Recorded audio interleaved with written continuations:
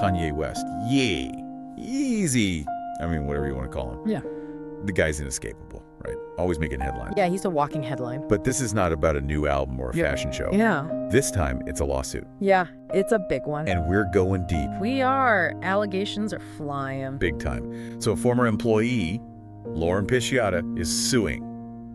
Suing Ye, suing a bunch of his companies, and we got the documents. We got the tea, the legal tea, straight from the first amended complaint. The legal tea, exactly. So we're not talking gossip here. These are serious legal claims. This is the real deal. And we got to say 17 causes of action. 17. Yeah, you just see it every day. It's a lot. It's a laundry list of allegations. It's a lot. So let's break this down. Lauren Pisciata, she's the plaintiff. She's suing Kanye West, also known as Ye, plus a whole bunch of his companies. Yeezy LLC, Yeezy Apparel, they're in the mix. Yeezy Footwear. Oh, and Yeezy Construction too, right? You got it. And here's the kicker. Hit me with it. So we're talking breach of contract, wrongful termination. The sexual harassment. It's a lot. Okay. So where do we even begin with 17 causes of action? Where do we begin? Well, let's start with breach of contract, because that one's kind of at the heart of a lot of this. Right. So Pisciata claims that Ye and his companies basically backed out of some agreements they had with her. Right, and I think there's that interesting detail about the whole Sunday service thing, right? Exactly. Yeah. So Pisciata alleges that she was supposed to head up this big project. We were talking a huge project to develop and launch something called Sunday service. But then they just pulled the plug. And she claims they did it without any warning and without paying her what they owed her. Ugh. If true, that's rough. But then there's this whole wrongful termination thing, and that feels way heavier than a broken contract. It's definitely serious. And this is where it gets really interesting, because it goes beyond just money. So in the lawsuit, Pisciata basically says she was fired because she refused to do something illegal. Illegal. Okay, now we're talking. What kind of illegal are we talking about? But if her claims turn out to be true, then we're looking at a whole other level of legal hot water for Ye and his companies. And then there's the sexual harassment allegations. Yeah. And these are this is heavy stuff. It is. It's serious. And there are actually two types of sexual harassment allegations in here.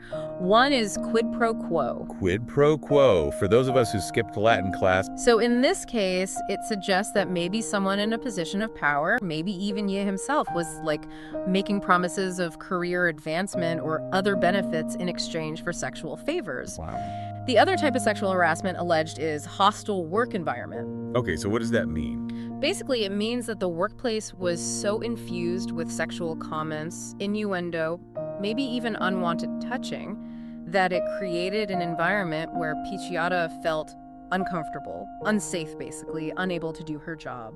So taken together, these allegations paint a pretty disturbing picture. It's definitely concerning. And it's important to remember that these are just allegations at this point. Right. Ye is innocent until proven guilty. Exactly. But these are serious claims, and, they have the potential to seriously damage his reputation.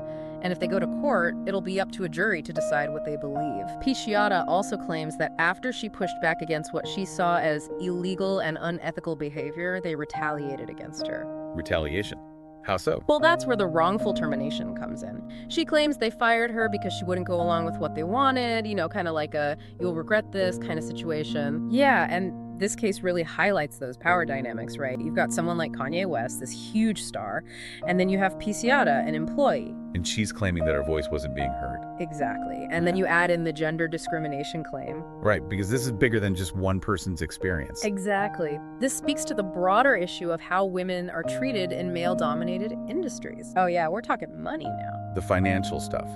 So Pisciata claims she wasn't paid what she was owed. Right, and that's where things like quantum meruit, unjust enrichment, unpaid wages, waiting time penalties, all those terms come into play. And the lawsuit also claims that Ye and his companies didn't provide accurate pay stubs and that they didn't reimburse her for business expenses. Okay, so that's a lot of alleged financial mismanagement. But there's one more thing I want to hit, this accusation of fraud.